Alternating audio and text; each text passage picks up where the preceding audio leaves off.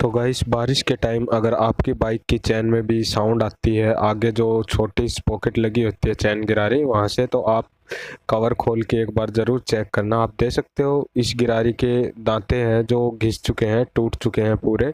और ये यहाँ से आवाज़ कर रही थी, बार बार टाइट करवाने के बाद चैन फिर भी आवाज़ कर रही थी। तो इसका हमें स्पॉकेट चेंज करना पड़ेगा। जो फ्रंट स्पॉकेट है वो अलग से मिल जाता है, तो ध्यान रखें।